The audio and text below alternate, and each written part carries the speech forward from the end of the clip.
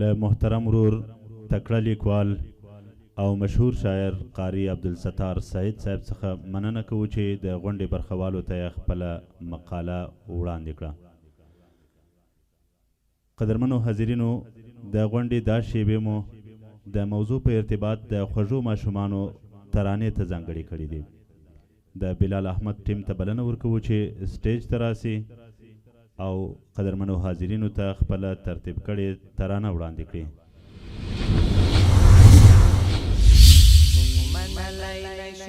پردیو غلامی ساتو خپلواکی ساتو خپلواکی ساتو خپلواکی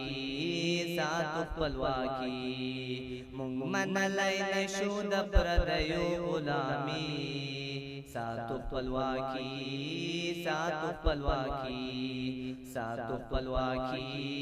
ساتو خپلواکی مونږ د اریانا د هسکو غرونو ساکنان یو واړه سربازان یو واړه سربازان یو مونږ د اریانا د هسکو غرونو ساکنان یو واړه سربازان یو واړه سربازان یو مونږ په دغو غرو کې روزل شوي زمریان یو ښه تکړه ځوانان یو ښه تکړه ځوانان یو مونږ په دغو غرو کې روزل شوي زمریان یو ښه تکړه ځوانان یو ښه تکړه ځوانان یو هر چاته څرګنده ده زموږ قهرماني ساتو خپلواکی ساتو خپلواکی ساتو خپلواکی ساتو خپلواکی مونږ منلای نشو د پردیو غلامی ساتو خپلواکی ساتو خپلواکی ساتو خپلواکی ساتو خپلواکی مونږ په هر دښمن باندې یو تندر له اسمانه لوړ لرو نښانه لوړ لرو نښانه مونږ په هر دښمن باندې یو تندر له اسمانه لوړ لرو نښانه لوړ لرو نښانه چاچی را کتلے اوس لا هم کوي ارمانا بیمکړه لا افغانا بیمکړه لا افغانا چاچی را کتلے اوس لا هم کوي ارمانا بیمکړه لا افغانا بیمکړه لا افغانا وګورئ تاریخ هم دا سوای شاهدی ساتو خپلواکی ساتو خپلواکی خپلواکی ساتو خپلواکی مونږ منلای نشو د پردیو غلامی ساتو خپلواکی ساتو خپلواکی ساتو خپلواکی ساتو خپلواکی مونږ کفن په سر ګرځو آرزو د شهادت لرو فخر په جنت لرو فخر په جنت لرو مونږ کفن په سر ګرځو آرزو د شهادت لرو فخر په جنت لرو فخر په جنت لرو نسل د افغان یو مونږ لوړ شان شوکت لرو زړو کې صداقت لرو زړو کې صداقت لرو نسل د افغان یو مونږ لوړ شان شوکت لرو زړو کې صداقت لرو زړو کې صداقت لرو مرګنو بهتر د حقارت ل زندگی ساتو خپلواکی ساتو خپلواکی ساتو خپلواکی ساتو خپلواکی مونږ منلای نشو د پردیو غلامی ساتو خپلواکی ساتو خپلواکی ساتو خپلواکی ساتو خپلواکی نوم د شجاعت مو په جهان کې لګي دلای دی فخر مو ګټلای دی فخر مو ګټلای دی نم د شجاعت مو په جهان کې لګېدلی دی فخر مو ګټلی دی فخر مو ګټلی دی ګورئ هر دښمن زموږ په وړاندې شرمېدلی دی تور مخ تښتېدلی دی تور مخ تښتېدلی دی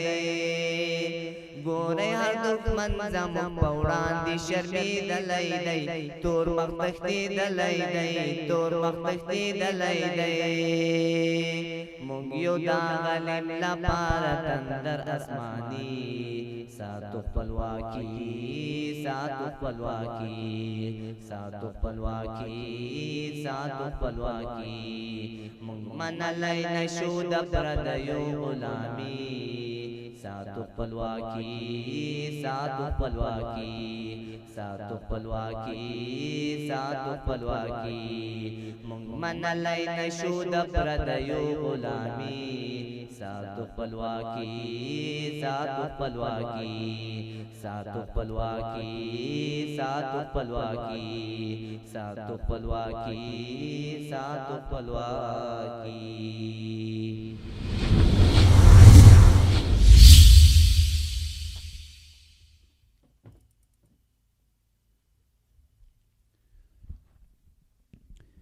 اسلامی نظام د امن، هوساینې او پرمختګ ژوند تضمینولی شي. په پخو تجربو ثابته شوې چې له اسلامي نظام پرته بله هیڅ مفکوره او تیوري دلته کارنده نه ده. که د دنیا په هر څومره سترو طاقتونو یې د تپلو کوښښ وسي، له دې خاورې او خلکو سره کوشیر نه نیسي. یوازې اسلامي نظام دی چې دا اولس ورته له زړه متحد دی او یوازې همدا نظام یې د امن، هوساینې او پرمختګ ژوند تضمینولی شي. له بلال احمد او ټیم څخه یې مننه کوو چې د سیمینار برخوالو ته یې خپله خوږه او په زړه پورې ترانه وړاندې کړه. قدرمنو اوریدونکو، د غونډې په دې برخه کې د افغانستان د اسلامي امارت د رهبري شورا غړي او د دعوت و ارشاد او جلب و جذب کمیسیون مشر محترم مولوي امیر خان متقي صاحب ته په ډېر درنښت بلنه ورکوو چې د غونډې برخوالو ته خپله وینا وړاندې کړي. محترم مولوي امیر خان متقي صاحب. نحمده ونصلي على رسوله الكريم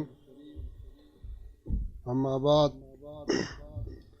اعوذ بالله من الشيطان الرجيم بسم الله الرحمن الرحيم وأخرى تحبونها نصر من الله وفتح قريب وبشر المؤمنين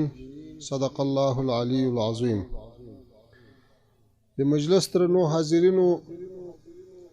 د دې ویاړمنې غونډې ویاړمنې ورځې په مناسبت علماء کرامو او مشرانو تفصیلي خبرې وکړې او نور ملګري به هم پاتې وي چې له دې وروسته به ویناوې کوي. نو د تاسې زیات وخت نه اخلو، غواړو چې د موضوع په رابطه باندې لنډې خبرې در سره شریک کړو. اوله خبره دا ده چې په 10 د حوت باندې چې کوم تړون له امریکایانو سره لاسلیک شوی ده، موږ تاسې باید همیشه په دې باندې ځان پوه کړو چې د دې تړون محتوا څه ده، په دې تړون کې څه راغلي دي،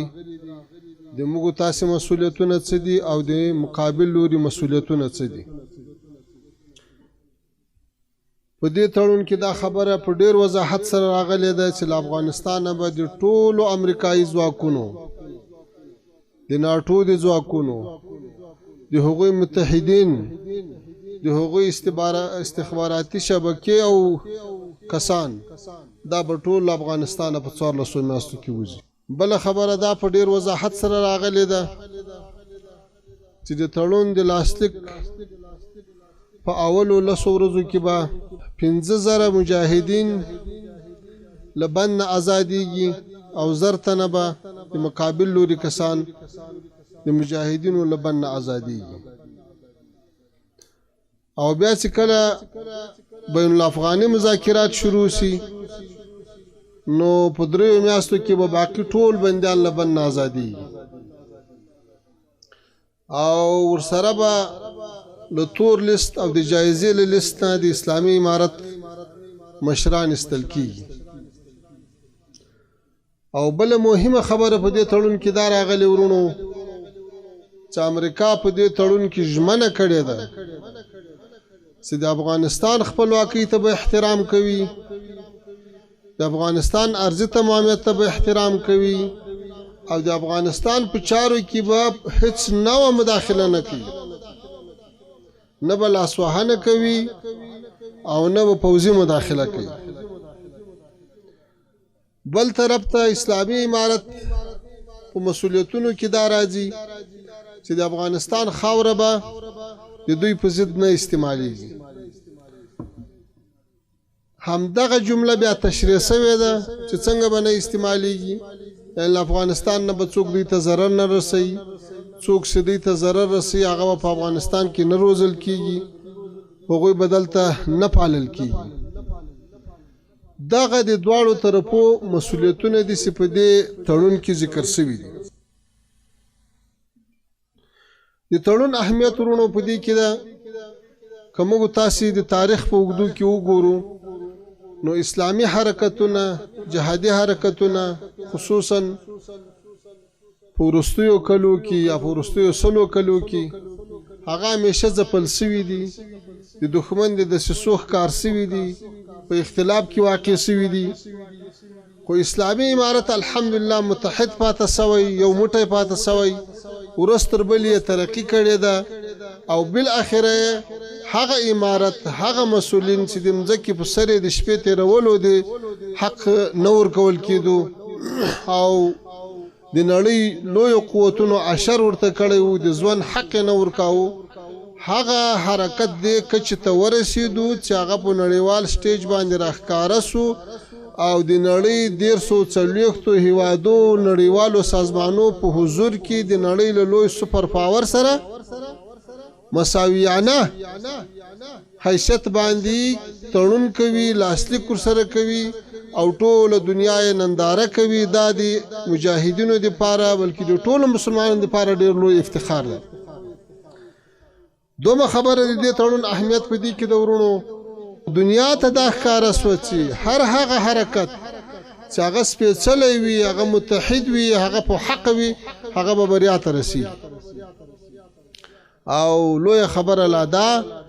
چې هغه چا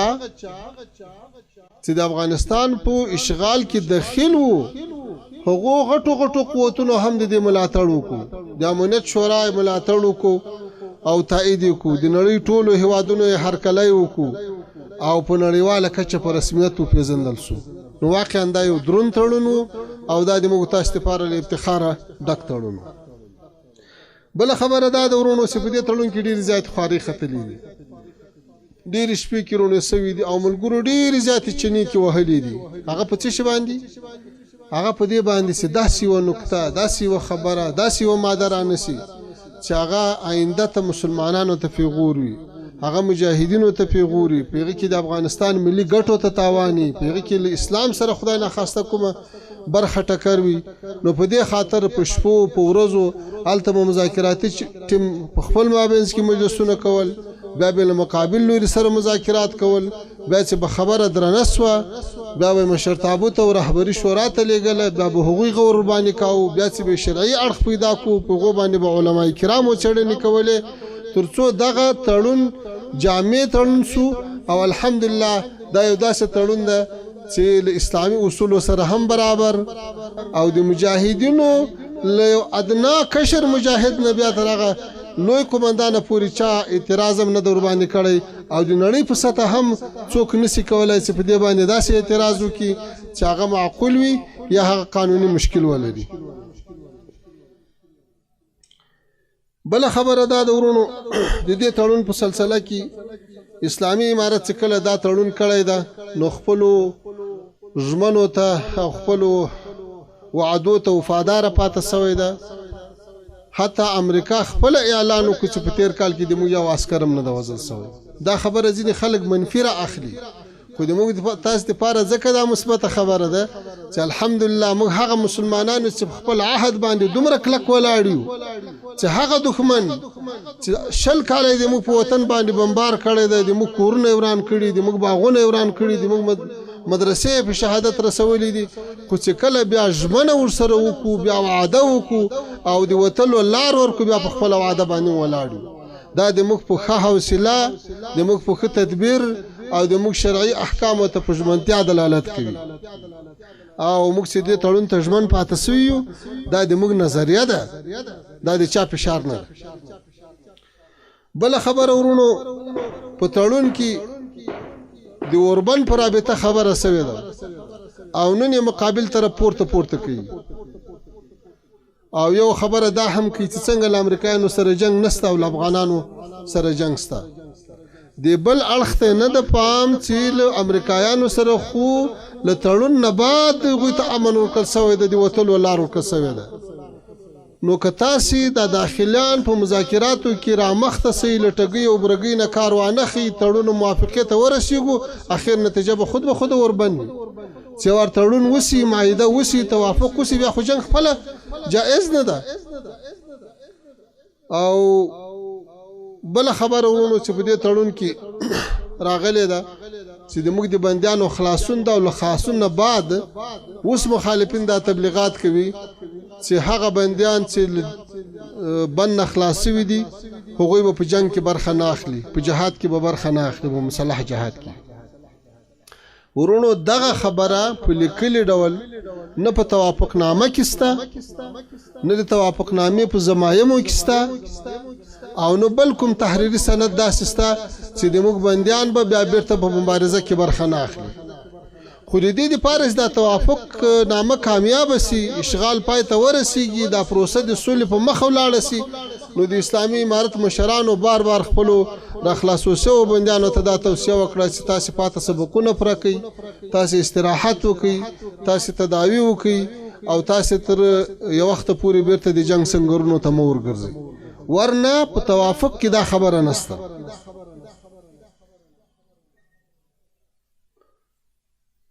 بله خبره دا کېږي ورونو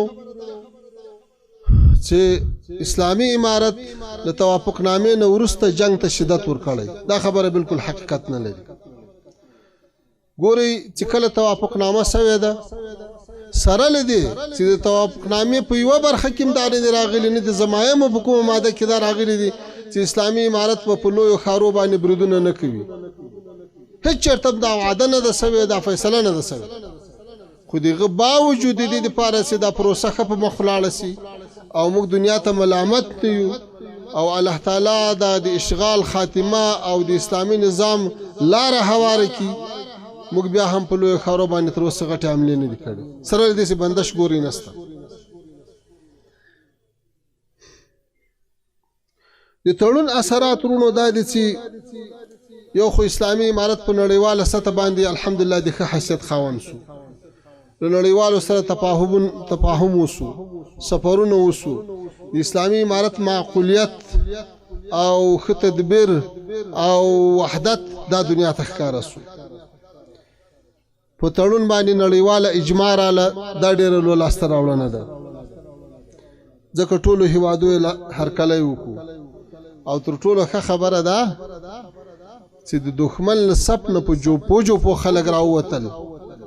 هغوی ته زمینه مساعده سوه د تړون د لاسلیک له ورځې نه چې د حتله سمه ده بیا تر نن ورځې پورې چې د حتله سمه ده په تېرو 12 میاشتو کې هغه کسان چې د دښمن له صف نه راوتلي دي او اسلامي امارت مجاهدینو ته تسلیم شوي دي د هغو تعداد د 14,651 یعنی په هره میاشت کې تر 1000 کسه زیات راوتلي دي دا یوازې د هغو کسانو احصایه ده دا 14,651 چې له دعوت و ارشاد کمیسیون سره ثبت شوي دي هغوی ته د امن کارټونه ورکړل شوي دي هغه چې په خپله مخه تللي دي کورو ته تللي دي تښتېدلي دي وظیفې یې پرې ایښي دي او له مقابلې نه یې لاس اخیستی ده د هغو تعداد هم کیدای شي له دې نه هم زیات وي خو هغه رسماً چې موږ لیکلي دي هغه 14,651 کسان دي چې دا د تړون یو ډېر ښه اثر ده مقابل طرف ورونو له اولې ورځې په دې برخه کې له اخلاص نه کار نه ده اخیستی چې کله مذاکرات شروع د تاسې په یاد ده بمبارونه شروع وو چاپې وې او توغندې وي ډول ډول ظلمونه په دې ملت باندې او په هر کور باندې په هر کلی باندې رڼا ورځ توره شپه ګرځولې وه یو اړخ خو هلته دا وحشت شروع وسي دا مذاکرات ناکامه سي بیا به د مذاکراتو په جریان کې یا له هغه نه وروسته هره ورځ سره خطونه کشېدل چې موږ دا خبره نه منو او دا خبره نه منو او دا نسو کولی او دا نسو کولی په همدې باندې به میاشتې واخیستې بالاخره به هغه خبره مو منله بیا له تړون نه وروسته ورونو هغه بندیان چې په 10 ورځې کې به خلاصېدل د هغو خلاصونه تر 5 میاشتې واړه شپږو میاشتو ته ورساو د 10 ورځو پروسه شپږو میاشتو ته ورسوله او ډېر زیات وخت یې ضایع کړو بله خبره یې دا کوله چې په دې بندیانو کې غیر افغانان دي خارجان دي خو د الله تعالی احسانو چې 50,000 قهرمان مجاهدین له بنده را خلاص شو او په یوه مجاهد باندې خپل ټولې څېړنې وکړې په دې 50,000 کسانو کې یو هم داسې نسو پیدا چې هغه د بل ملک تبع وي د دوی دا پروپاګنډ هم الله تعالی رسوا کړو د مذاکراتو په جریان کې یا له هغه وروسته له بندیانو سره شکنجې ظلمونه ډول ډول تعذیبونه ور شروع کړو حتی د پولیس چرخي په زندان باندې سره له دې بندیانو لاستړلي خلک وو خو د ټانګونو او د توپونو په توسط یې مسلحه حمله ور باندې وکړه اوس دا تړون سوی ده د مسلمانانو په ګټه د مجاهدینو په ګټه د کابل اداره او د هغوی چارواکي چې په ولس کې ریښې نه لري نړیوالو ته هم حیثیت بایللی ده اداره یې ورځ په ورځ شړېږي کمبله یې ورټولېږي هغوی هره ورځ نوې دسیسې جوړوي او هره ورځ داسې یو تور یا یو داسې پروپاګنډ کوي چې د خلکو اذهان خراب کړي او نړیوال بیا هم د تیر په څیر تیر باسي که تاسو اورېدلي څه وخت مخکې امرالله صالح دا خبره وکړه چې د طالبانو بندیان د اعدام سي آیا د سولې په روان جریان کې دا اوس د نزدېکت خبره ده که د لرېوالي خبره ده د ملي امنیت مشاور دا خبره وکړه چې تور لستونه دې نه ختمیږي او د اسلامي امارت مسؤلین دې په تورو لستو کې پاته سي دا ګوره هر څه د دې دپاره چې دا پروسه خرابه کړي او له خنډ سره یې مخامخ کړي تېره اونۍ د کابل ادارې وزارت دفاع اعلان وکړو چې په یوه هفته کې موږ 680 تنه طالبان شهیدان کړي دي اوس د تاوتریخوالي یا د جنگ تور په طالبانو په مجاهدینو لګیږي او د یوې هفتې تلفاتو شهیدانو ارقام اعلانوي 680 تنه خو بیا ملامتي اسلامي امارت ته راجع کوي اشرف غنی وایي زه تر هغو قدرت نه پرېږدم چې تر څو بیا انتخابات نه وسي نو ته چې قدرت هم نه پرېږدې انتخابات هم نه پرېږدې بیا مذاکرات څه استفاده کوي ته د خپل نظام او د خپل قدرت او د خپل جوړ شوي سیستم بقا غواړې بیا د مذاکرات دي څه استفاده معلومداره چې غدر کوي یا داسې امریکا او ناټو د خپلو ځواکونو د ایستلو په سلسله کې شکمنې څرګندونې کوي او وضاحت نه کوي دا خپل د تړون سرغړونه ده او د دې مسؤلیت به دوی ته راجع وي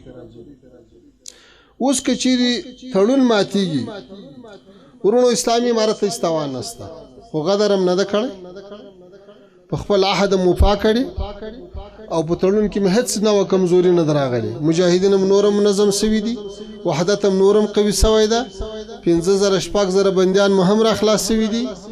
او څه چې پخوا په لاس کې لرل څه که نظم و که قوت و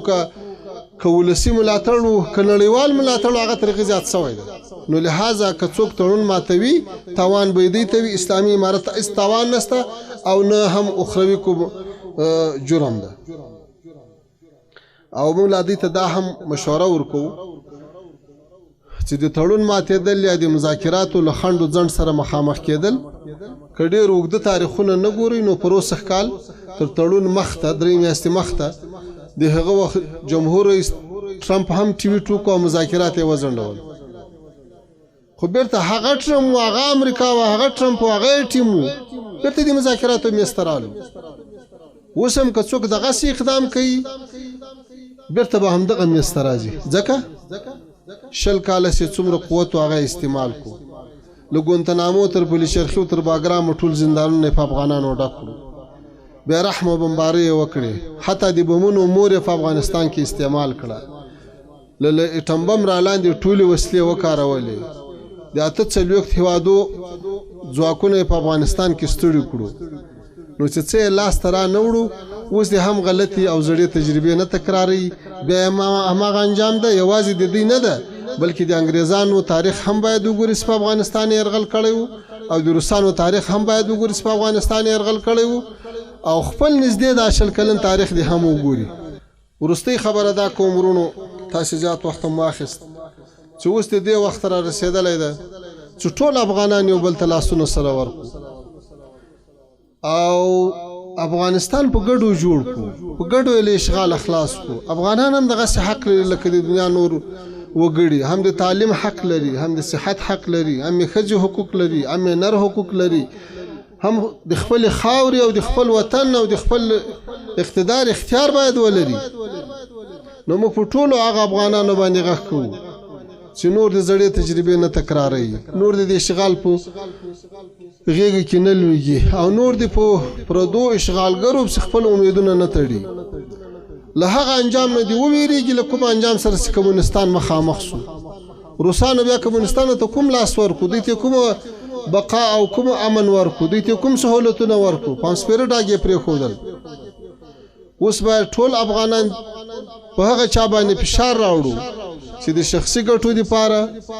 یا د شخصي عقدو پاللو دپاره یا د شخصي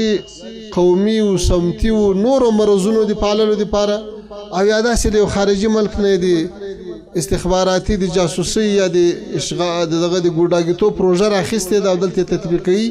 د دې په مقابل کې باید موږ تاسو ټول متحد سو، ځکه افغانستان ډېر تکلیفونه ګاللي دي،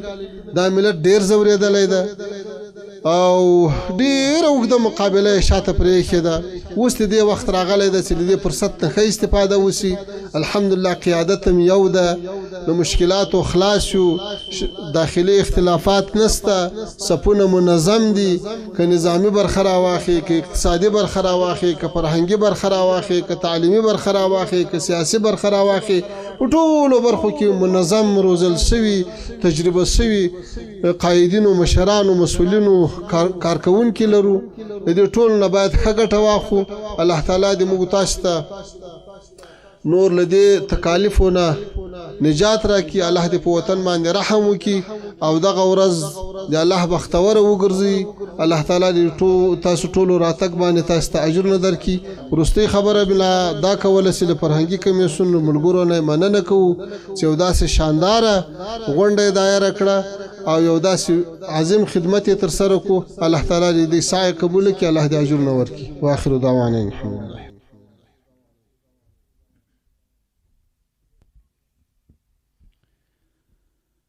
جزاک الله بارک الله فیکم. دا د افغانستان د اسلامی امارت د رهبری شورا غړی او د افغانستان د اسلامی امارت د دعوت و ارشاد او جلب و جذب کمیسیون مسئول محترم مولوی امیر خان متقی صاحب. د پروګرام په دې برخه کې خورژبې ترانه‌خوان او مشهور ترانه‌خوان محترم رور مولوی حکمت الله سید سبحانی آغا صاحب ته بلنه ورکوو چې د سیمینار برخوالو ته خپله ترتیب کړې ترانه وړاندې کړي. محترم رور مولوی سید حکمت الله سبحانی آغا.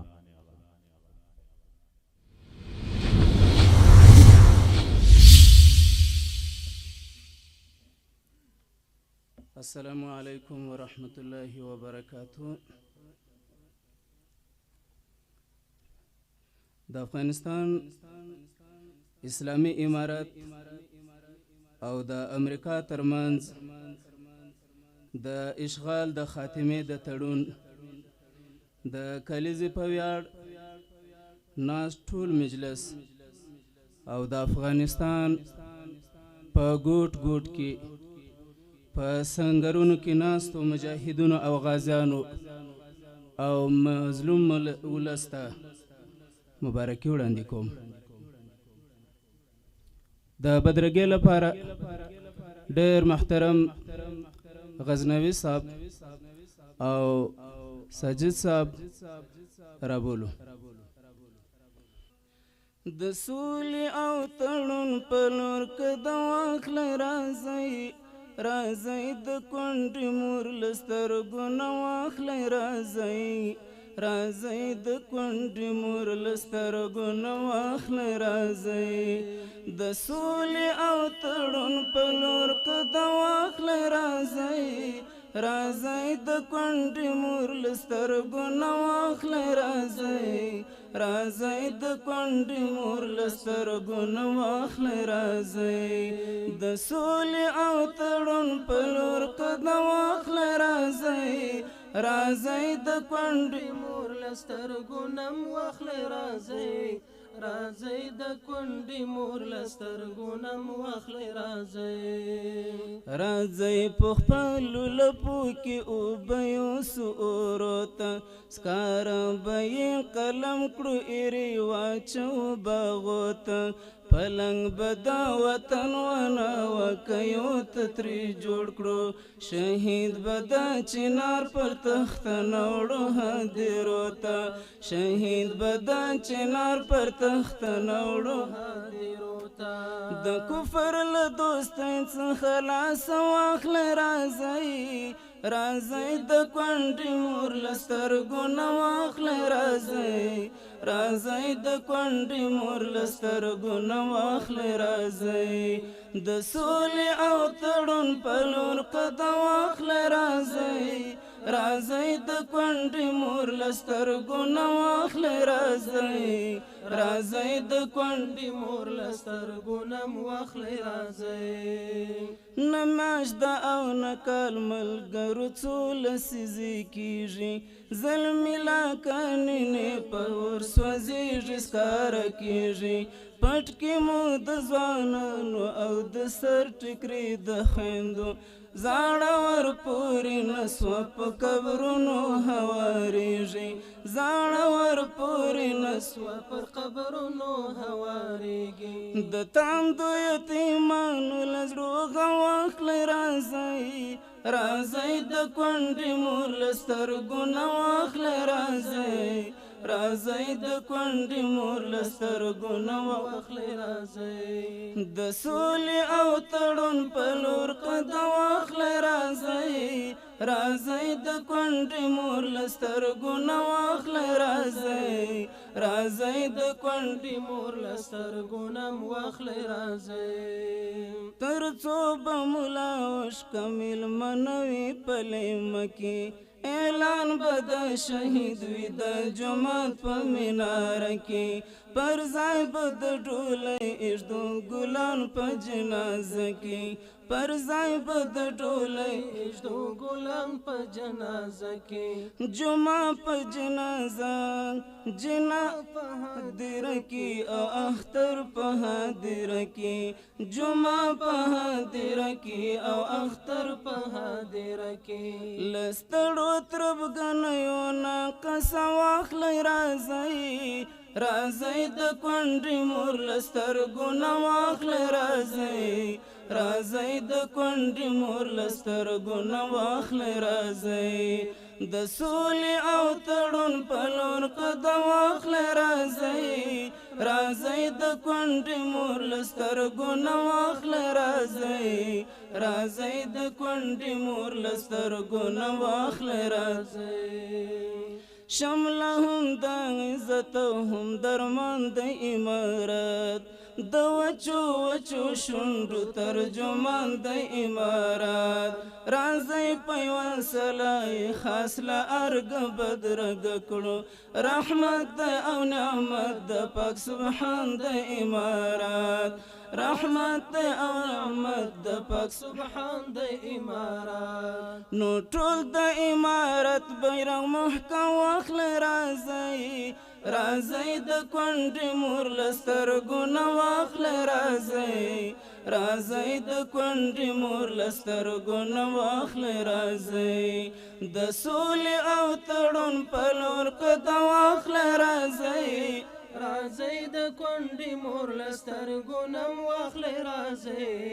راځئ د کونډې مور له سترګو نم واخلئ راځئ د سپین کاغذ په مخ کړئ نوشت سپینې خبرې په یار د ازادۍ ولس ته ولیکئ سندرې یوه د تکبیر نعره ښه په جوش را سره بدرګه کړي نعره تکبیر نعره تکبیر د افغانستان اسلامی امارت د افغانستان اسلامی امارت شمل د هم عزت او هم درمان د امارت د وچو وچو شونډو ترجمان د امارت راځئ په یوه سلای خاص له ارګه بدرګه کړو راځئ او نعمت د پاک سبحان د امارت نو ټول د امارت بیرغ محکم واخلئ راځئ راځئ د کونډې مور له سترګو نه واخلئ راځئ راځئ د کونډې مور له سترګو نه واخلئ راځئ د سپین کاغذ په مخ کړئ نوشت سپینې خبرې په ویاړ د ازادۍ ولس ته ولیکئ سندرې ججورې د قلم که د شهید له وینو ډکړو غزلې به رښتیا شي مستغفره ملغلرې غزلې به رښتیا شي مستغفره ملغلرې نو راشه د اشغال په ضد قلم واخلئ راځئ راځئ د کونډې مور له سترګو نه واخلئ راځئ راځئ د کونډې مور له سترګو نه واخلئ راځئ د سولې او تړون په لور قدم واخلئ راځئ راځئ د کونډې مور له سترګو نه واخلئ راځئ راځئ د کونډې مور له سترګو نه واخلئ راځئ نو راسئ د اشغال په ضد قلم واخلئ راځئ راځئ د کونډې مور له سترګو نه واخلئ راځئ راځئ د کونډې مور له سترګو نه واخلئ راځئ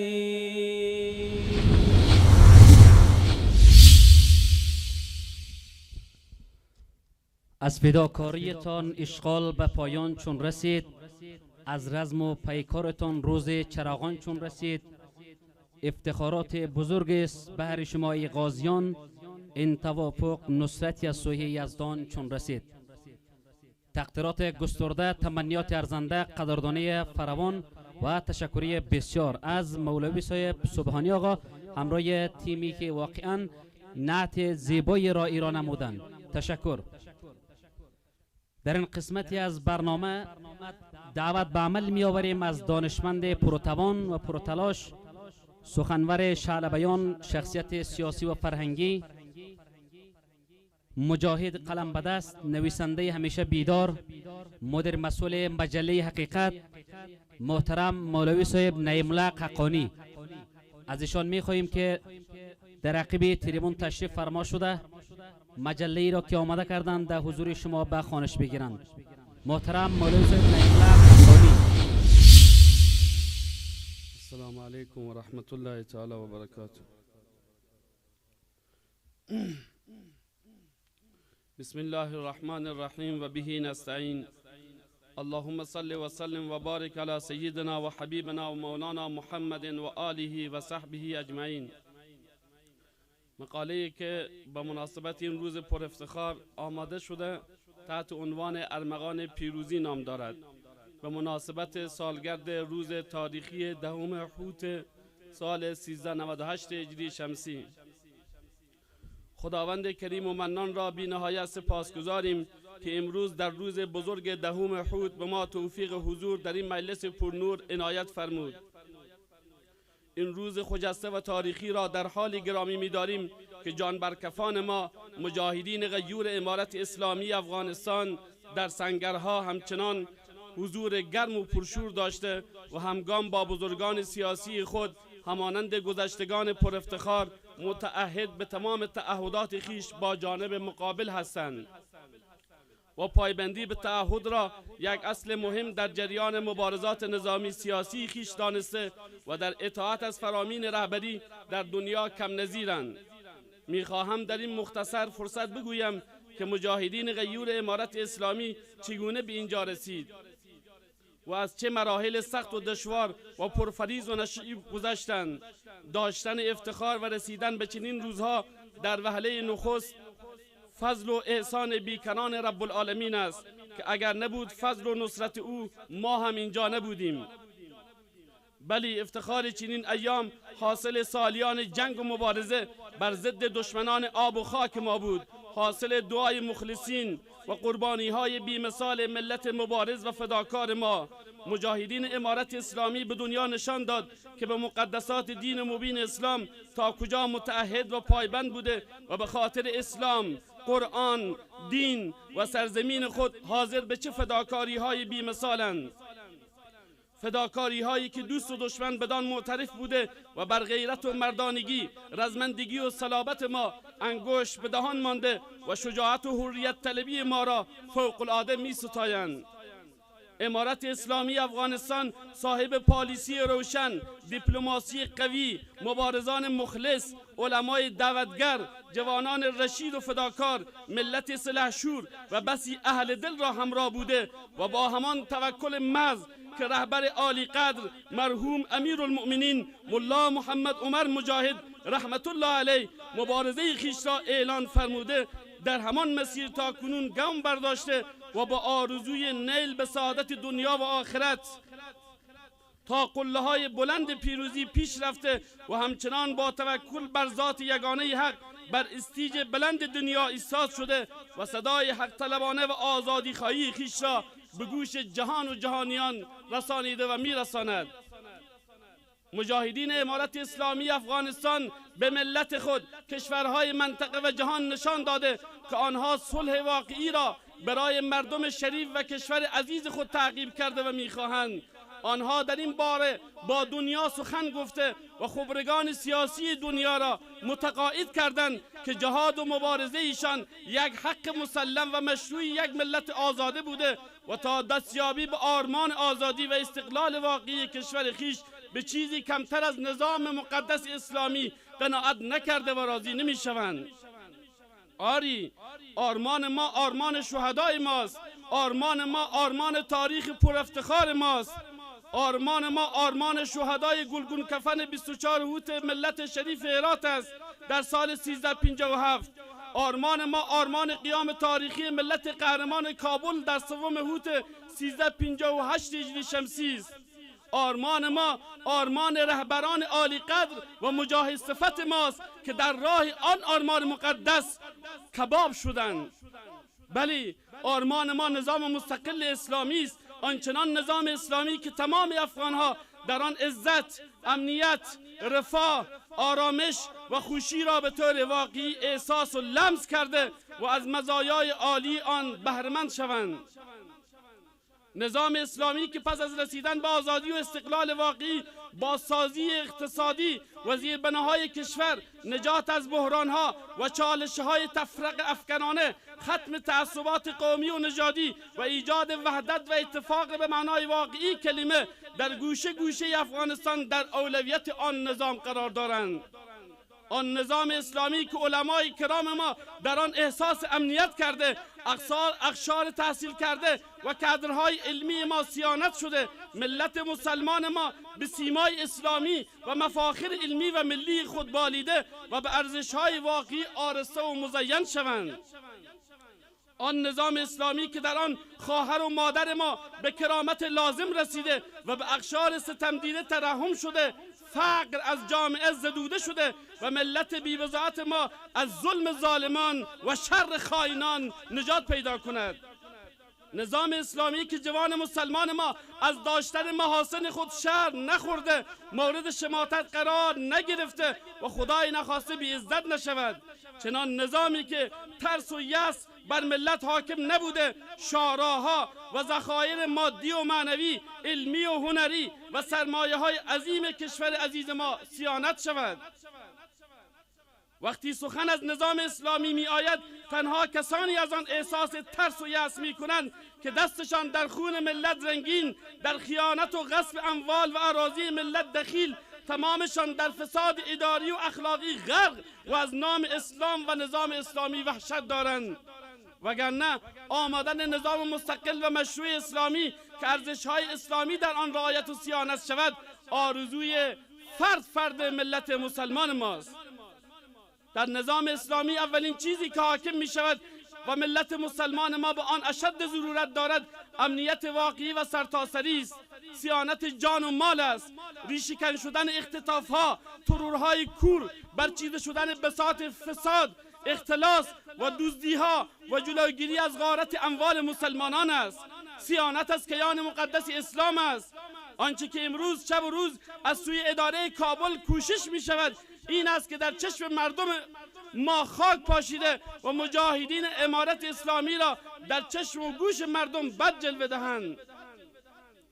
اما ملت عزیز ما بشنوند و بدانند که فرزندان غیور آنها مجاهدان جان برکف امارت اسلامی، حماسه سازان تاریخ پر افتخار دهم حوت و جانبازان و سربازان فداکار اسلام برای ملت خود پیغام امن و صلح را با خود داشته و برای همه پیام عفو و محبت را به همراه دارند. آنانی که همینک در ساحات تحت تصرف مجاهدین امارت اسلامی زندگی می کنند بهتر معنی این جملات و عبارات ما را درک کرده و می دانند که ما چی می گوییم، چی می خواهیم، چی می کنیم.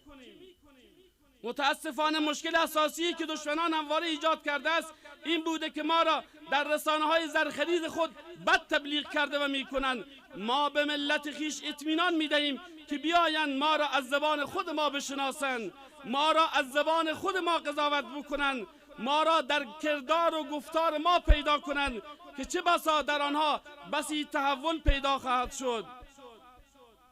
وقتی ملت ما آگاه شوند که توصیه رهبری عزیز ما در مورد ملت شریف چه اندازه دلسوزانه و خیرخواهانه است، در مورد علمای کرام، در مورد حقوق اقلیت‌ها و در تمام مسائل چگونه نظر و پالیسی داریم، حتما ملت ما بر حقانیت گفتار ما و پندار ما بهتر آشنا شده و خوبتر فیصله خواهند کرد. پس لطفاً ما را از زبان و چشم رسانه‌های ضد ما قضاوت نکنند، بلکه بشنوند صدای ما را از مطبوعات خود ما، از رسانه‌های خود ما، از رسانه‌های آزاد و مستقل و تمام ژورنالیست‌های بیدار ضمیر. ملت ما را از سایت‌های ما تعقیب کنند. اگر می‌خواهند در مورد ما بخوانند و بیشتر مطالعه کنند به کتاب‌ها و مجله‌های رسمی ما مراجعه کنند، ما را از شخصیت‌های ارزشمند ما قضاوت کرده و به مطالعه بگیرند. ما از این تریبون و هر تریبون دیگر که صدای آزادی خواهی ما را به ملت شریف ما انعکاس دهد میگوییم ای ملت بزرگوار افغانستان، بدانید و خوب مطمئن باشید که مجاهدین فرزندان شما و از خود شماست. مجاهدین در حدود نزدیک به 20 سال کامل مبارزه را در همکاری شما ملت غیور دانسته و به آحاد ملت شریف خود ارج گذاشته و احترام دارد. مجاهدین در همه حال و در همه جا در فکر رفاه، آزادی، آبادی سرزمین شما و ایجاد فضای آرامش واقعی برای شما ملت عزیز بوده و هست و این تمام قربانی های موجود به خاطر آمدن و بقا و رشد ریشه های طلایی نظام اسلامی و اعاده عزت و حیثیت واقعی ملت مسلمان ماست. آنچه در سال پار در چنین روزی دهم حوت سال 1398 هجری شمسی به امضای مجاهدین امارت اسلامی افغانستان و ایالات متحده امریکا رسید، آن روز در واقع روز ملت ما بود. آن پیمان به نفع هر دو کشور افغانستان و امریکا بود. آن گفتمان سیاسی یک راه سنجیده، دقیق و معقول بود، راه دیپلماسی و باور و پذیرفتن مشروعیت مبارزه بر حق ما در طول دقیقاً 1 سال به همه نشان دادیم و ثابت ساختیم که تا چه حد به این پیمان متعهد بوده و هستیم، چون تأکید رهبری ما طبق ارشادات دین مبین اسلام به پایبندی و تعهد به اصول و معاهدات است. پس برای آمریکا و ائتلاف ناتو نیز بهترین شرایط مهیا شده است که مطابق پیمان دوحه کشور عزیز افغانستان را ترک گفته و بگذارند افغانها با هم به صلح و امنیت واقعی دست پیدا کرده و مشکلات و چالش‌های فراوان که به سبب دوام اشغال در این کشور ایجاد گردیده حل و تمام گردد. بگذارند ملت و کشور عزیز افغانستان اولاد فداکار خود را در افغانستان ببینند. بگذارند فرزندان رشید مکتب عمری و منصوری تحت هدایت شیخ صاحب و معاونین محترمشان حفظهم الله افغانستان عزیز را به جایی برسانند که حق این وطن مظلوم است. بگذارند آزادی خواهان مجاهد دردها را التیام بخشیده، اشکها را پاک کرده، خوشیها را پیوند زده و لبخند عزت و آزادی را بر لبان داغبسته ملت خسته و شریف ما برمغان آورند. پیمان دوحه مجاهدین و مبارزه بر حق آنها را مشروعیت معنوی و سیاسی بخشید و این در واقع بخشی از نتایج سالها مبارزه بود که محقق گردید. ملت مسلمان ما که بیشترین دردها و رنجها را بالخصوص در 2 دهه اخیر متحمل شد، در آن روز تاریخی به معنی واقعی کلمه به زندگی، به امید، به خوشبختی، به آزادی، به استقلال لبخند زد و آنچه برمغان آمد پیروزی ملت نام گرفت توسط مجاهدی که از متن همان ملت سلحشور تفنگ بر شانه کشیده و قلم حقیقت را به دست گرفته است. بسیاری ها میپرسند که در رسانه ها دائم در مورد طالب و مجاهد بد گفته شده و اگر ما بخواهیم طالب و مجاهد را از زبان خودش بشنویم برای ما چگونه معنی میکنید؟ برایشان ضمن احترام فراوان میگوییم ای ملت شجاع و ای ملت قهرمان افغانستان، اگر بخواهیم طالب و مجاهد را خلاصه معنی کنیم، طالب یعنی مجاهد و مجاهد یعنی عزت، یعنی اقتدار، یعنی چکیده غیرت، یعنی آرمان پاک شهدا، یعنی دعای خیر پدر و مادر، خلاصه حمیت و تعصب دینی، یعنی ایثار. طالب یعنی فداکاری، طالب یعنی مجاهده، طالب یعنی مجاهد استشهادی و سر به کف سنگر اسلام، طالب یعنی شاگرد مخلص و دعای قبول شده علمای ربانی. طالب یعنی قوت قلب مسلمانان، طالب یعنی ایستادگی، طالب یعنی قاطعیت و صلابت، طالب یعنی فرزند سلحشور هندوکش و پامیر، طالب یعنی تکرار کننده تاریخ پر افتخار نیاکان غیور دیروز و خلاصه طالب یعنی باور، یعنی صداقت، طالب یعنی تعهد، یعنی آزادگی و آزادی خواهی، یعنی مبارز خستگی ناپذیر، مجاهد دلپذیر و تسلیم ناپذیر. طالب یعنی بنده به حق، طالب یعنی دعای نیمه شب مادران و پدران افغان زمین، طالب یعنی چشم امید مسلمانان، طالب یعنی پیروزی و طالب یعنی افغانستان. در پایان یک نکته را یادآور میشوم برای آنانی که اگر فکر میکنند هنوزم میتوانند طالب یا مجاهد را از مرگ، زخم، زندان، هجرت و غیره بترسانند. خطاب به آنها شعر یکی از شعرای معاصر محترم جمال آخوندزاده را زمزمه میکنیم که گویای حقیقت حال مجاهد است. زخم یعنی زینت اندام ما، هر کجا ناله است جوشد نام ما تفنگ ها را به خون خو داده ایم، ما به آتش ها تکاپو داده ایم، خشم طوفان ها ز ما آبستن است، قله های عشق ما را مدفن است. موج یعنی قوت بازوی ما، مرگ اگر مرد است آید سوی ما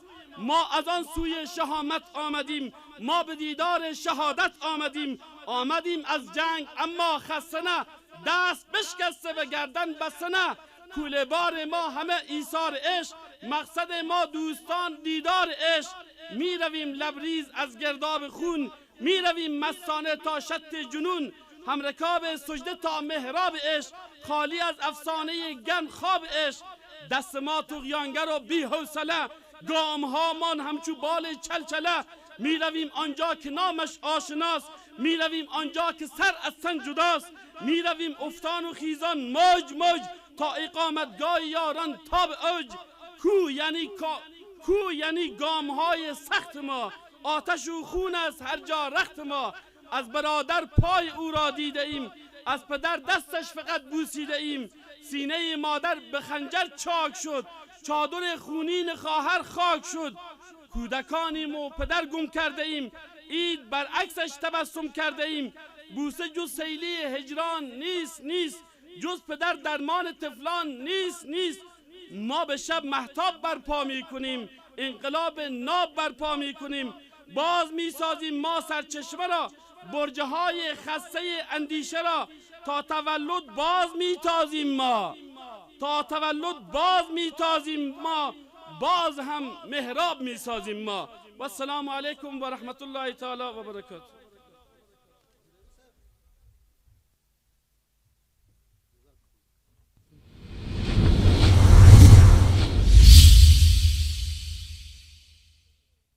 جزاک الله بارک الله فیکم. دا محترم رور تکړه لیکوال او څېړونکی محترم نعیم الحق حقانی صاحب.